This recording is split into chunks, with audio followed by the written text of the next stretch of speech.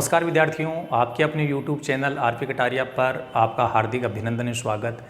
आज हम इस वीडियो में चर्चा करने वाले हैं प्रश्नावली 4.1 के बारे में।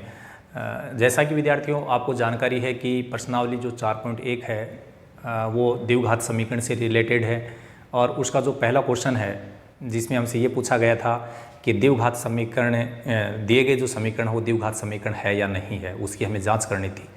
और उसमें जितने भी पॉइंट्स दिए गए थे उसके बारे में मैंने इससे पहले वाले वीडियो में आपको बताया है। जिसने भी अभी तक हमारे उस वीडियो को नहीं देखा है तो आप हमारे YouTube चैनल पर जाकर के उस वीडियो को देख सकते हैं। उस वीडियो का लिंक है आपको इस वीडियो के डिस्क्रिप्शन बॉक्स में भी मिल जाएगा।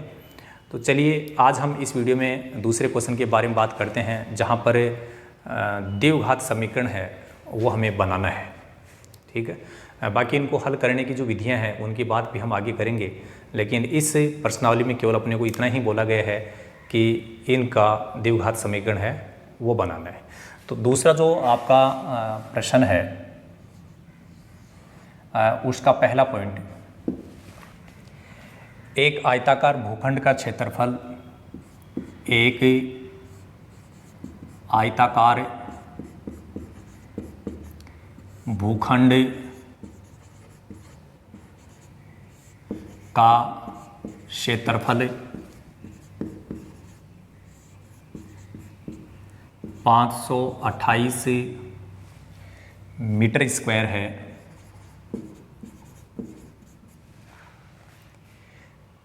क्षेत्र की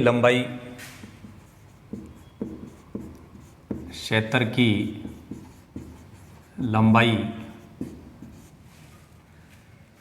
जो कि मीटर में है,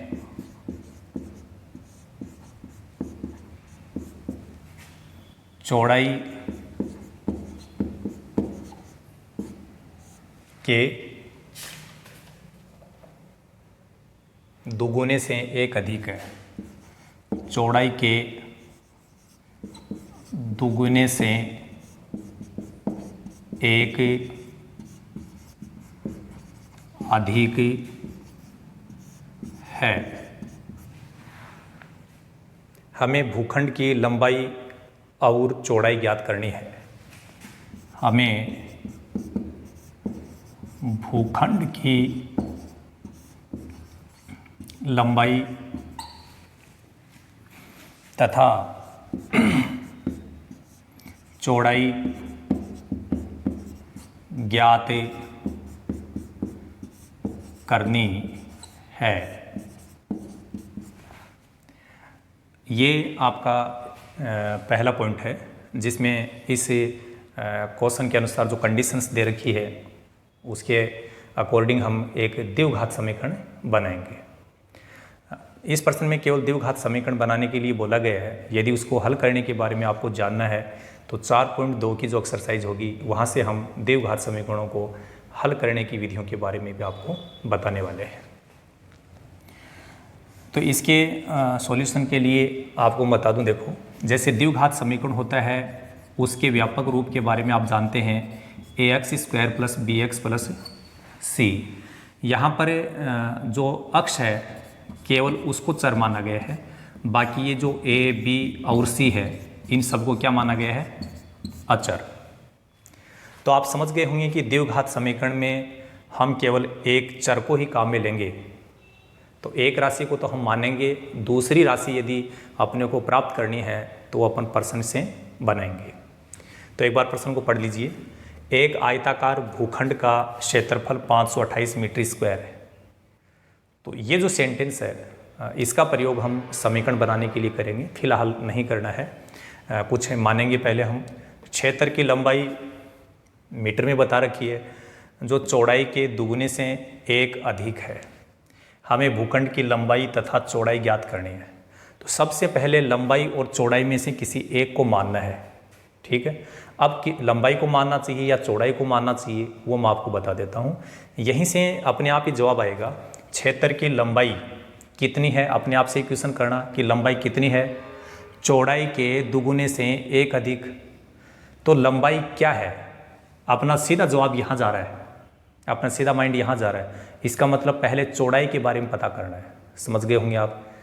लंबाई कितनी है, जैसे ही मैं ये बोलूँ तो आपको यहाँ देखने पर पता चलेगा कि भाई वो चौड़ाई के दुगुने से एक अधिक है। तो लंबाई की बात कब होगी, जब चौड़ाई के बारे में पहले बात करेंगे। तो हम मान लेंगे कि माना आयताकार भूखंड की चौड़ाई, पहले अपन चौड़ाई मानेंगे, मान लिया कि चौड़ाई x मीटर है। अब लंबाई को मानना नहीं है, लंबाई हम यहाँ से प्राप्त करेंगे। लंबाई के बारे में क्या बोला गया, देखो यहाँ पढ़ के देखिए, क्षेत्र की लंबाई कितनी है, चौड़ाई के दुगुने से एक अधिक। चौड़ाई देखो x थी, कह रहा है उसका दुगुना करो और उससे एक अधिक, अधिक का मतलब जोड़ना है, यह आपकी लंबाई होगी। इतनी बात शायद आपको समझ में आ गई होगी, यही इसमें महत्वपूर्ण बात है। ठीक है, एक बार फिर बता दूं, लंबाई और चौड़ाई में से पहले किसको मानना था, ये अपनी इच्छा से नहीं होगा, पर्सन के अकॉर्डिंग चलना पड़ेगा। क्षेत्र की लंबाई, अब मैं कहूँ कि लंबाई कितनी होनी चाहिए, तो आपका सेंटेंस जो है वो यहाँ पर बता देगा कि चौड़ाई के दुगुने से एक अधिक है, तो पहले चौड़ाई का पता करो। तो चौड़ाई को हमने x मान लिया और लंबाई को बताया गया है चौड़ाई के दुगुने, ये चौड़ाई है x, इसका 2 गुना कर दिया, एक अधिक बता रहा है तो एक जोड़ दिया, यदि कम बोल देता तो एक घटा देते। अब देखिए पर्सन में ऐसी कौन सी कंडीशन और शेष रह गई जिसको अभी तक हमने काम में नहीं लिया है। आपको पता है कि सेकंड नंबर का जो सेंटेंस था, क्षेत्र की लंबाई चौड़ाई के दुगुने से एक अधिक है, उसका प्रयोग हम यहाँ कर चुके हैं। अब केवल हमारे पास में पहला जो सेंटेंस है कि भूखंड का क्षेत्रफल है 528 मीटर स्क्वायर, ये सेंटेंस अभी बाकी रह गए हैं और इसी का हम प्रयोग करेंगे। तो यहाँ पर लिख देते हैं आयताकार भूखंड का क्षेत्रफल। अब वो चाहे भूखंड हो चाहे कुछ भी हो, लेकिन उसकी शेप जो है, आकृति है, वो कैसी है, आयताकार है वो। और कोई भी आयताकार शेप है उसका क्षेत्रफल का फॉर्मूला क्या होता है, लंबाई इंटू चौड़ाई। तो देखो हमें करना क्या है, आयताकार भूखंड का क्षेत्रफल अपने को प्रश्न में बता रखा है, ये रहा 528। तो ये जो आपका आयताकार भूखंड का क्षेत्रफल जो हमने नाम लिखा है यहाँ पर, इसकी जगह हम लिख देंगे 528 बराबर लंबाई, लंबाई यहाँ पर लिखी हुई है तो ये लिख दो 2x प्लस 1 गुणा चौड़ाई, चौड़ाई को हमने यहाँ x मान रखा है तो ये x हो गया। इसके बाद देखिए 528 बराबर,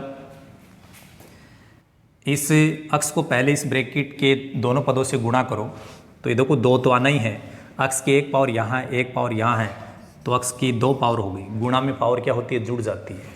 प्लस इस 1 को x से गुणा करेंगे। अब 1 को जिस सामने वाली संख्या से हम गुणा करते हैं वही आपका उत्तर आता है। 1 को यदि तुम x से करोगे x आएगा, 1 को 10 से गुणा करोगे 10 आएगा। अब यहाँ पर ये 2x स्क्वायर जो प्लस का है, इसको इधर लेके आ जाओ तो वो माइनस का हो जाएगा, पक्षांतरण कर रहे हैं हम। ये जो अक्ष है इसका पक्षांतरण भी कर दो, ये भी माइनस का हो जाएगा। यहाँ पर ये 528 बराबर की इधर है जो कि पहले से प्लस का है, तो इसको प्लस 528 लिख दो, बराबर में कुछ भी नहीं बचा तो ये 0 है। एक बात प्यारे विद्यार्थियों आपको ज़रूर ध्यान रखना है कि यदि किसी द्विघात समीकरण के प्रथम पद में माइनस का चिन्ह आ जाता है तो आप उसको हटाएंगे ताकि आगे सरल करते समय हमें प्रॉब्लम नहीं हो। यदि अपने इसको माइनस को यहाँ नहीं हटाते हैं तो जब कैलकुलेशन हम करेंगे वहाँ पर हम लोगों को प्रॉब्लम आएगी। और इस माइनस को हटाने का सीधा सिंपल तरीका है, समीकरण के लिए बोल रहा हूँ, बाकी की बातों में आप ध्यान नहीं देना है। जब समीकरण में प्रथम पद का माइनस हटाना है तो आपको करना सभी पदों का चिन्ह बदल दो, ऑटोमेटिक हट जाएगा। तो ये प्लस है, इसको प्लस है और ये माइनस हो जाएगा।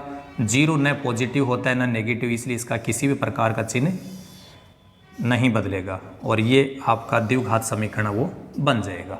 हालांकि इस प्रश्न में ये कहा गया है कि हमें भूखंड की लंबाई तथा चौड़ाई ज्ञात करनी है। लंबाई चौड़ाई कैसे ज्ञात करनी है, इसके लिए द्विघात समीकरणों को कैसे हल किया जाता है, इसकी बात हम प्रश्नावली 4.2 है वहाँ से करने वाले हैं। आपका ये जो दूसरा प्रश्न है इसमें भाषा में लिखा गया है कि निम्नलिखित के द्विघात समीकरण है वो ज्ञात कीजिए। कहने का मतलब द्विघात समीकरण बनाने तक का काम एक बार हमें सीखना है। बाकी काम हम आगे जब एक्सरसाइज में सीख चुके होंगे 4.2 में तब इसकी बात करेंगे। अभी तक अपने को केवल इतना ही काम करना था। अब नेक्स्ट दूसरा जो पॉइंट है उसकी बात करेंगे हम। पॉइंट नंबर 2, सभी विद्यार्थियों से मेरा यही आग्रह है कि जो विद्यार्थी ये चाहते हैं कि गणित मेरी अच्छी पकड़ होनी चाहिए, तो उसके लिए सबसे अति आवश्यक ये बात है कि आपको उसको क्वेश्चन को सही ढंग से पढ़ना पड़ेगा। क्वेश्चन को ही समझना है। आंसर समझाने की गारंटी तो हम लोगों की है, सॉल्यूशन हम समझा देंगे और पर्सन आपको समझना है। पर्सन समझ गए तो बाकी चीज़ें समझ में आए। कई विद्यार्थियों की ये एक एटीट्यूड होता है कि पर्सन पे गौर ही नहीं करते हैं, सीधा आंसर को या रिजल्ट या अपन सॉल्यूशन पे ही चले जाते हैं, तो वो गलत होता है। वो चीज़ें सही ढंग से समझ में नहीं आती। पर्सन को सही ढंग से पढ़ना ज़रूरी है और इसीलिए आपके लिए मैं यहाँ बार बार पर्सन लिखता हूँ, नहीं तो मैं डायरेक्ट ही आपका उत्तर है जो सॉल्यूशन वही लिख देता।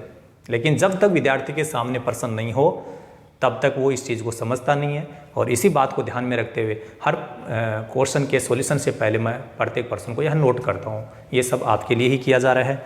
चलिए पॉइंट नंबर 2। पॉइंट नंबर 2 में बताया गया है दो कर्मागत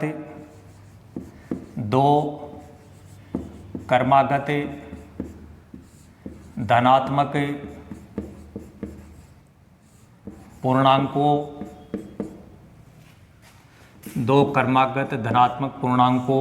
का गुणनफल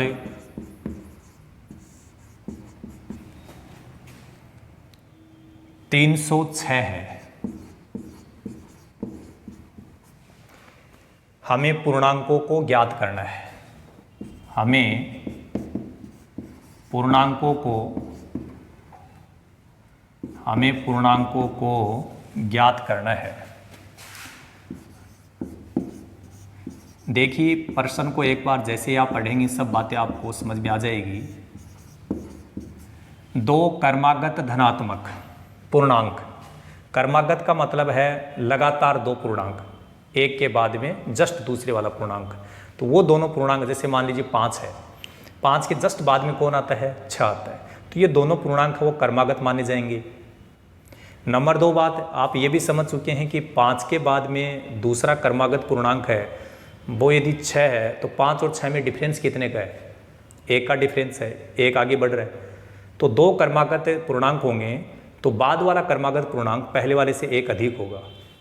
इस बात को ध्यान में रखते हुए हम मानेंगे कि माना 2 कर्मागत धनात्मक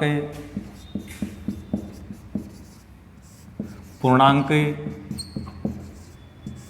एक को तो मान लिया हमने अक्ष। कर्मागत पूर्णांक किसको बोलते हैं? देखो मैं एक बार यहाँ पर काउंटिंग लिख रहा हूँ और यहाँ से आप समझेंगे। जैसे इन दोनों की बात करूँ तो ये दोनों लगातार आ रहे हैं, तो ये दोनों पूर्णांक है वो कर्मागत पूर्णांक माने जाएंगे। सब के सब पॉजिटिव है इसलिए धनात्मक पूर्णांक हो गए। जब 2 और 3 की बात करूँगा तो ये भी लगातार आ रहे हैं, 3 और 4 की बात करूँगा ये भी लगातार आ रहे हैं, तो ये कर्मागत पूर्णांक हो गए। कर्मागत पूर्णांक की विशेषता होती है कि पहले वाला पूर्णांक जितना भी आप मानते हो, अगला पूर्णांक जो है वो पहले वाले से 1 ज़्यादा होगा और 1 अधिक का मतलब है उसमें 1 जोड़ना है। तो ये हो गए आपके 2 पूर्णांक। यदि आपने 1 को अक्ष माना है तो उससे जस्ट बाद वाला जो पूर्णांक है वो 1 ज़्यादा होगा, अक्ष प्लस 1। इस प्रकार से आपके 2 कर्मागत का मतलब होता है क्रम से आने वाले, धनात्मक का मतलब होता है पॉजिटिव, जैसा आप जानते ही हैं प्लस की पूर्णांक होगा वो। अब दोनों पूर्णांक हम मान चुके हैं। प्रश्न में अपने को क्या कहा गया है उसको थोड़ा एक बार फिर समझ लीजिए। 2 कर्मागत धनात्मक पूर्णांक जो कि हम यहाँ पर ये मान चुके हैं, इन पूर्णांकों का गुणनफल बताया गया 306। इसका मतलब क्या हुआ? अक्ष और ये जो अक्ष प्लस 1 है, इन दोनों का गुणनफल कितना होना चाहिए? 306। किसके अनुसार? प्रश्न अनुसार। मेरे अनुसार नहीं बोला मैंने, ना आपके अनुसार बोल रहा हूँ मैं। क्वेश्चन में जो बात बोली गई है उसके अनुसार, ठीक है ना। चलिए इस अक्ष को इस अक्ष से गुणा कर दो, ये अक्ष स्क्वायर हो गया, और अक्ष को जब 1 से गुणा करेंगे तो ये अक्ष ही होगा। 306 है, इसका इधर पक्षांतरण कर दो, ये हो गया माइनस का 306 और बराबर में 0। ठीक है, हमें फिलहाल द्विघात समीकरण ही बनाने हैं, हल करने का काम है वो हम बाद में सीखेंगे। ठीक, ये आपका पॉइंट नंबर 2 कंप्लीट हुआ। अब देखिए प्रश्न संख्या जो 3 है, इसमें तीसरा जो पॉइंट है उसको आप ध्यान से पढ़ेंगे। आयु से रिलेटेड क्वेश्चन है और इस टाइप के जो प्रश्न है वो आपकी तीसरी प्रश्नावली थी 2 चर वाले रैखिक समीकरण, वहाँ पर भी आ रहा था, आपको ध्यान ही होगा। तो आयु से रिलेटेड कोई भी प्रश्न है उसके समीकरण किस प्रकार से बनाए जाते हैं, उसके लिए मैंने कहा था कि किसी भी विद्यार्थी का गलत नहीं होगा। यदि मेरे द्वारा पढ़ाए गए सॉल्यूशन को आप समझ लेते हैं और उसको देख लेते हैं तो ज़रूर आप उस प्रश्न में किसी भी प्रकार की गलती नहीं करेंगे। तो जिसने भी अभी तक प्रश्नावली 3 के वीडियोज़ नहीं देखे हैं वो जब भी समय मिले उसके अनुसार वीडियो ज़रूर देखें। और अब पॉइंट नंबर 3, पॉइंट नंबर 3 जो है उसमें बताया गया रोहन की माँ उससे 26 वर्ष बड़ी है। रोहन की माँ उससे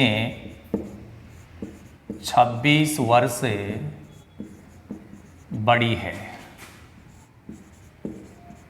ठीक है, उनकी आयु का गुणनफल अब से 3 वर्ष पश्चात उनकी आयु का गुणनफल अब से 3 वर्ष पश्चात, अब से 3 वर्ष पश्चात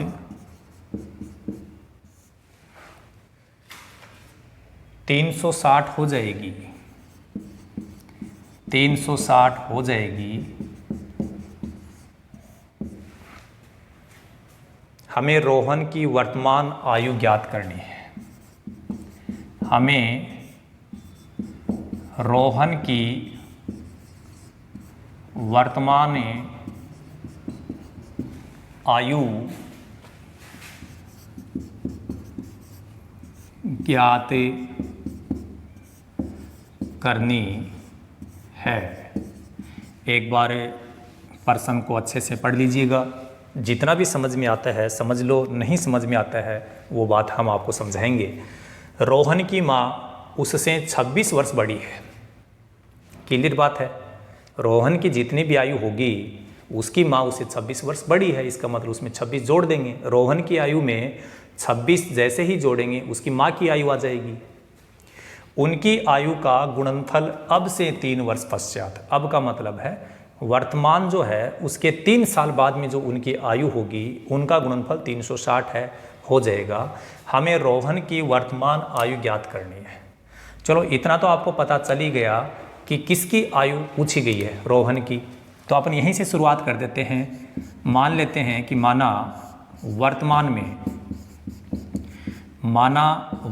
में रोहन की आयु है, उसको क्या मान लिया जाए, अक्ष वर्ष मान लिया जाए। और वर्तमान में उसकी माँ जो है, रोहन की माँ, वर्तमान में रोहन की माँ की आयु, पहले सेंटेंस में बताया गया था कि रोहन की माँ उससे 26 वर्ष बड़ी है।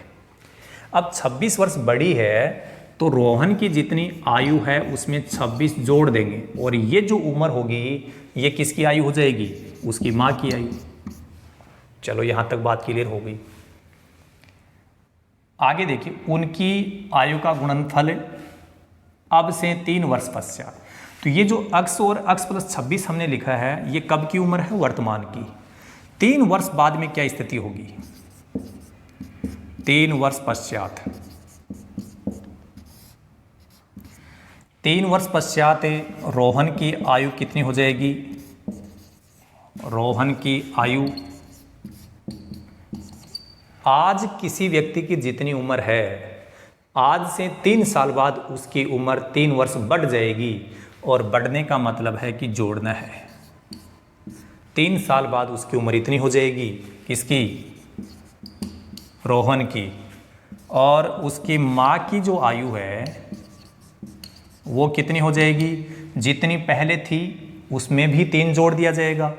तो x प्लस 26 था, 26 में 3 और जोड़ दो, ये हो जाएगा x प्लस 29 वर्ष। अब एक बार प्रश्न पे फिर गौर करना, उनकी आयु का गुणनफल अब से 3 वर्ष पश्चात, कि 3 साल बाद में जो उनकी आयु है उसका गुणनफल है वो 360 हो जाएगा। अब लिखेंगे, अतः 3 साल बाद में रोहन की आयु है x प्लस 3, और 3 साल बाद उसकी माँ की आयु है x प्लस 29। इन दोनों का गुणनफल प्रश्न में बताया गया है कि इसका गुणनफल कितना होगा?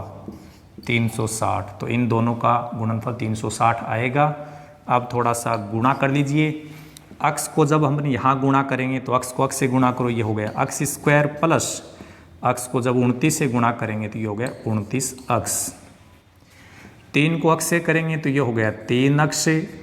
3 को 29 से गुणा करेंगे 87। हमें पता है कि हम बराबर में 0 बनाएंगे तो इस 360 को भी अपन इधर लेके आ जाते हैं, और ये 360 पक्षांतन होने के बाद माइनस का हो जाएगा, इधर कुछ भी नहीं बचेगा तो 0। पहले चेक करो कि 2 घात का पद कहीं और है क्या? आपको कहीं नहीं दिखाई दे रहा है, इसका मतलब x स्क्वायर ऐसा कैसा आएगा? फिर जहाँ जहाँ x है उसको देखो, x यहाँ पर भी आ रहा है, x यहाँ पर भी आ रहा है। अब इन दोनों को सरल करो, दोनों ही प्लस के हैं तो जुड़ जाएंगे।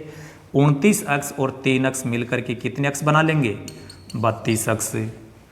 अब ये संख्या प्लस है, ये माइनस है, तो यहाँ से घटेगा, तो घटाएंगे तो माइनस का 273 बच जाएगा। कितना बच जाएगा? 273।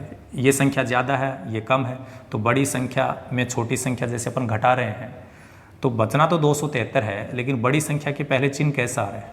माइनस का, इसलिए ये माइनस की संख्या बचेगी, और ये आपका द्विघात समीकरण बन चुका है। इस प्रकार से समीकरण बनाए जाते हैं। बाकी हल करने का काम तो हम सीखेंगे ही, इससे पर्सन के लिए केवल इतना ही काम करेंगे हम। अब बढ़ते हैं हम पॉइंट नंबर 4 की ओर। अभी तक बिल्कुल थके हारे थे, अब थोड़ी रेलगाड़ी की बात हो जाए तो ये रेलगाड़ी से रिलेटेड क्वेश्चन आ रहा है, और रेलगाड़ी है, बस है, और वाहन से रिलेटेड क्वेश्चन जो है, आज 3 पॉइंट्स की जैसे हम बात कर चुके हैं, चौथा जो पॉइंट है उसकी हम बात करने वाले हैं। इस टाइप के जो क्वेश्चन की हम बात कर रहे हैं, ऐसे पर्सन कॉम्पिटिटिव एग्ज़ाम के लिए भी बहुत ही इम्पोर्टेंट क्वेश्चन है। हम चाहते हैं कि अभी से ही आप विद्यार्थी जो है वो ध्यान देना स्टार्ट कीजिए, ताकि 10वीं कक्षा में आपके अच्छे मार्क्स तो आएंगे ही, और फ्यूचर के लिए भी, कॉम्पिटिटिव एग्ज़ाम के लिए भी आप अभी से प्रिपेयरिंग आपकी स्टार्ट हो जाएगी। चलिए बढ़ते हैं पॉइंट नंबर 4 की ओर।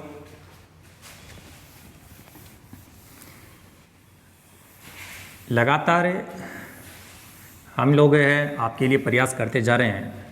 अभी तक जिन्होंने भी हमारे चैनल को सब्सक्राइब नहीं किया है वो चैनल को सब्सक्राइब ज़रूर कीजिएगा, और वीडियो के लिए लाइक कमेंट शेयर जो है वो तो आपको पता ही है, वो तो करना ही है, और जहाँ तक हो वहाँ तक उस वीडियो को शेयर कर दीजिए। हर एक ज़रूरतमंद तक इसकी पहुँच सुनिश्चित हो जानी चाहिए, यही हमारा प्रयास है, और इसी प्रयास के चलते हम ऐसा कर रहे हैं। चलिए चौथा पॉइंट, एक रेलगाड़ी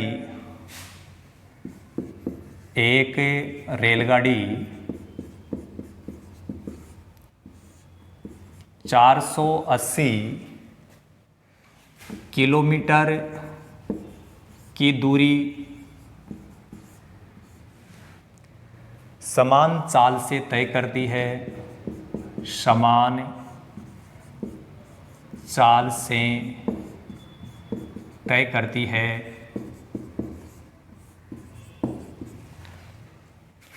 यदि उसकी चाल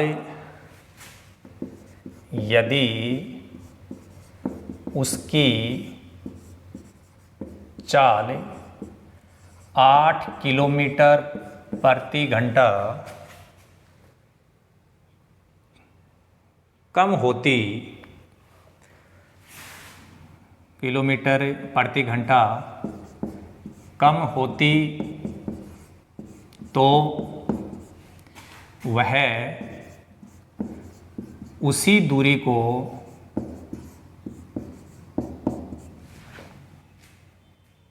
तय करने में 3 घंटे अधिक समय लेती।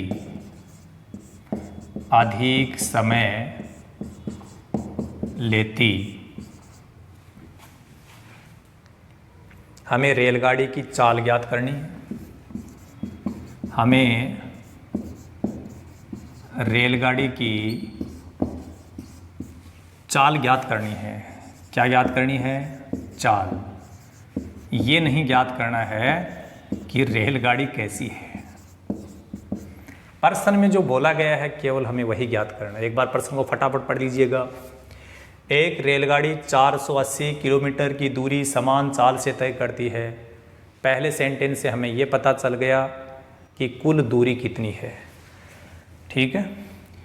फिर बाद में कंडीशन चेंज कर रहा है, कह रहा है कि उसकी चाल कितनी भी थी। समान चाल का मतलब है जो चाल हम मानेंगे, लेकिन यदि उसकी चाल पहले से 8 किलोमीटर प्रति घंटा कम होती है तो वह उसी दूरी को, जो पहले दूरी थी 480 किलोमीटर, उसको तय करने में 3 घंटे अधिक समय लेती है। हमें रेलगाड़ी की चाल ज्ञात करनी है। तो प्रश्न को पढ़ने से जितना समझ में आया ठीक है, नहीं समझ में आया कोई बात नहीं है, सब कुछ समझ में आ जाएगा आपको। इतना तो समझ में आ गया होगा कि हमें रेलगाड़ी की चाल ज्ञात करनी है। ज्ञात करना क्या है? रेलगाड़ी की चाल। और यहीं से हम मानना स्टार्ट करेंगे कि माना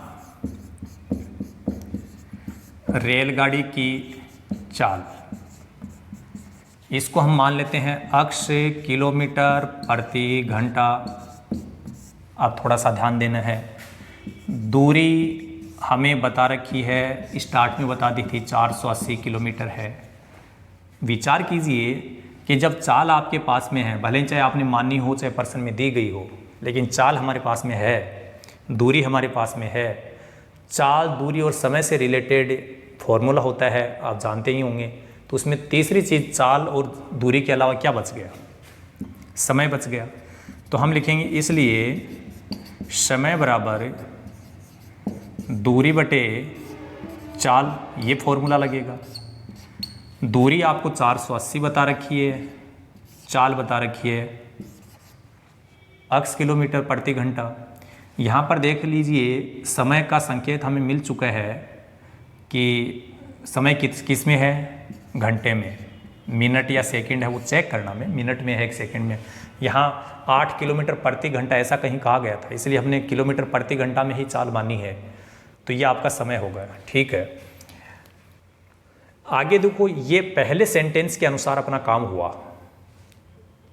सेकंड सेंटेंस में कह रहा है कि यदि उसकी चाल, अब कह रहा है कि यदि उसकी चाल है वो कितनी हो जाए। पहले चाल उसकी कितनी थी? अक्ष थी। और कह रहा है कि अब उसकी चाल 8 किलोमीटर प्रति घंटा कम हो जाए। कम का मतलब घटाना है। पहले जितनी चाल थी उसमें से 8 कम कर दो, तो अब उसकी चाल अक्ष माइनस 8 किलोमीटर प्रति घंटा हो जाएगी। ठीक है। अक्ष माइनस 8 किलोमीटर प्रति आवर प्रति घंटा। ये बात सब विद्यार्थियों को समझ में आ गई होगी शायद, और नहीं आए तो इसको फिर से समझ लें।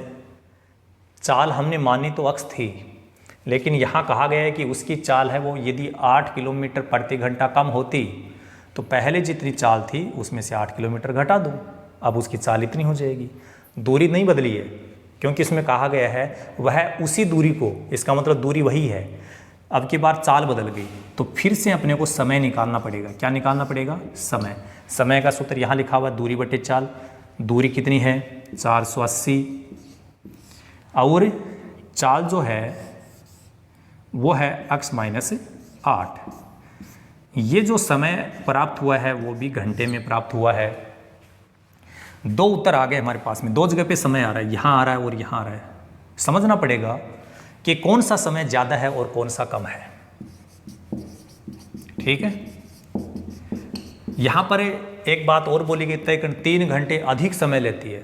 अब चाहे 3 घंटे अधिक समय ले रही हो चाहे कम ले रही हो, इस टाइप की जैसे पहले हमने कोई प्रश्न किया है, अधिक या कम का मतलब होता है अंतर। एक ही बात दिमाग में रखनी है, कहीं पे भी दो चीज़ों के बारे में तुलना की जाती है कि ये इससे इतनी अधिक है या कम है, तो चाहे कम बोले चाहे अधिक बोले वो अंतर होता है। तो हमें करना क्या है, इन हमारे पास में 2 टाइम आ गए, एक बार समय यहाँ पर आ रहा है, एक समय यहाँ पर आ रहा है, इन दोनों टाइम का हमें अंतर बताना है। वो अंतर किसके बराबर है? 3 के बराबर। लेकिन ध्यान ये रखना होगा किस में किसको घटाएं। हो सकता है कि घटाना हमें इसमें से इसको हो और हम उल्टा कर दें तो गलत हो जाएगा। समझिए कि कौन सा समय ज़्यादा है। देखो यहाँ चाल अक्स थी, अब चाल चाहे भले कितनी भी थी लेकिन यहाँ पर चाल कम हो गई, और चाल कम होने का मतलब क्या होता है भाई? स्पीड कम हो जाना। समझते हैं आप? और आप जानते हैं किसी भी वाहन की स्पीड कम हो जाती है तो वह समय पहले से ज़्यादा लेगी या कम लेगी? कम। यहाँ पर बता भी रखा है 3 घंटे अधिक समय लेती है, इसका मतलब ये टाइम ज़्यादा है। यहाँ चाल कम हो रही है, चाल कम होगी तो ज़्यादा समय लगेगा। यहाँ चाल ज़्यादा थी, समय कम था। समझ गए? यहाँ स्पीड क्या हो गई? कम। स्पीड कम है तो ये समय ज़्यादा है। या यहाँ से भी समझ लो 3 घंटे अधिक बोल रहे हैं, इसका मतलब ये अधिक समय है। तो इस संख्या में से इसको घटाएंगे, तभी मैंने लिखा प्रश्नानुसार 480 बटे अक्स माइनस 8। पहले ये लिखेंगे फिर उसमें से ये घटाएंगे 480 बटे अक्स और बराबर में 3। ये 3 कौन सा 3 है? यहाँ इन दोनों टाइम का जो अंतर है वो 3 घंटे का है। अधिक या कम का मतलब अंतर होता है। अब हम क्या करेंगे, इसका एलसीएम ले लेंगे। एलसीएम में आप देख रहे हैं हर में दोनों जगह अलग अलग संख्याएं हैं, तो इसके एलसीएम में दोनों संख्याएं लिखी जाएंगी। जब इसका तुम यहाँ भाग लगाओगे तो ऐसा मान लीजिए जिसका हम भाग यहाँ लगाते हैं वो कट जाता है और अक्स बचेगा। अक्स को इससे गुणा कर दो, वो हो गया 480 अक्स माइनस ये 480 लिख दो एक बार। अक्स का जब भाग हम यहाँ लगाएंगे तो क्या बचेगा? अक्स माइनस 8 बचेगा, वो इससे गुणा हो जाएगा। ये लो अक्स माइनस 8 बराबर में 3 है ही। 480 अक्स माइनस ये जो 480 है उसको अंदर गुणा कर देंगे, ये हो जाएगा माइनस का 480 अक्स। फिर ये माइनस जब यहाँ गुणा होगा तो पहले तो बनाएगा प्लस। चिन्ह का ध्यान रखना बहुत ज़रूरी है। घाटा तो कभी भी घाटा कर सकता है, कहीं पे भी माइनस आता है उसको लिखना भी ज़रूरी है, बोलना भी ज़रूरी है, उसका ध्यान भी रखना ज़रूरी है। माइनस का मतलब होता क्या है? घाटा होता है, और घाटा हम लोगों को कभी भी परेशानी में ला सकता है, इसलिए माइनस के चिन्ह का तो विशेष ध्यान रखना है। अब इसको यहाँ गुणा करेंगे तो 0, 8 8 64, 8 4 32 और 6 38, ये हो जाएगा 3840 बटे में। हम ऊपर सरल कर चुके हैं तो थोड़ा अब इसको भी सरल कर दो, अक्स को अंदर गुणा कर दो, ये हो गया अक्स स्क्वायर माइनस 8 अक्स और ये बराबर में 3।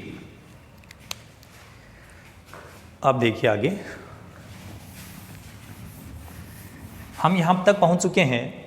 480 अक्स है वो प्लस का है और 480 अक्स माइनस का है। फटाफट काट दो, वेट नहीं करना है। जितना प्लस का उतना माइनस का कट गया। यहाँ पर कितना बच गए भाई? यहाँ पर बच गया 3840 बटे में क्या लिखा हुआ है? अक्स स्क्वायर माइनस 8 अक्स और बराबर में 3 है। यहाँ पर बटे की एक ही लाइन आ रही है, इसका मतलब एक भिन्न है, और इसके बटे में एक लगा लो, ये भी एक भिन्न है। जब समीकरण के दोनों पक्षों में एक एक भिन्न होती है, भिन्न तो समझ गए होंगे, यहाँ बटे का चिन्ह कितनी बार आ रहा है? एक ही बार आ रहा है, इसका मतलब एक ही भिन्न है। यहाँ बटे का चिन्ह कितनी बार आ रहा है? एक ही बार आ रहा है, तो इधर भी एक ही भिन्न है। दोनों तरफ जब एक एक भिन्न होती है उसके तुरंत बाद में वज्र गुणा किया जाता है। क्या किया जाता है? वज्र गुणा। तो चलिए पहले 3 को इधर गुणा कर देते हैं, ये हो जाएगा 3 अक्स स्क्वायर माइनस यहाँ गुणा करेंगे तो ये हो जाएगा 24 अक्स। गुणा हो गया, बराबर लगाओ। अब 1 को यहाँ गुणा करो तो 1 को तो 3840 से करेंगे, यही आएगा।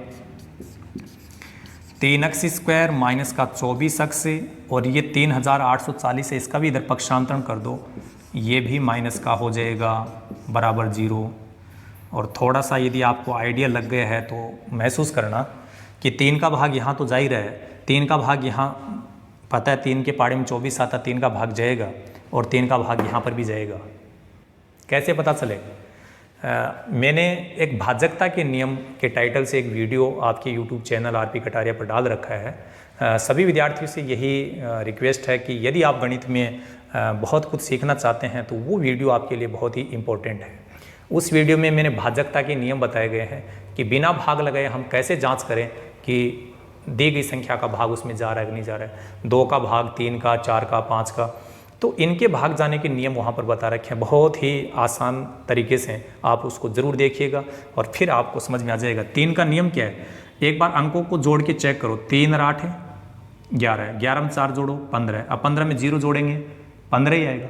अंकों को जोड़ने के बाद जो संख्या आ रही है वो 3 के पाड़े में आ रही है, इसका मतलब 3 का भाग जाएगा। क्लियर हो गया। अब चलो भाग लगाओ। 3 का भाग जब अपन यहाँ लगाएंगे तो यहाँ से तो 3 कट जाएगा, अक्स स्क्वायर ही बचेगा। 3 का भाग इसमें 24 में लगाएंगे तो ये हो जाएगा 8, अक्स तो है ही। 3 का भाग यहाँ लगाओ, 3 एकम 3, 8 में लगाएंगे 3 दूनी 6, 2 ज़्यादा है, हम बोल रहे हैं 3 दूनी 6, 6 बोल रहे हैं।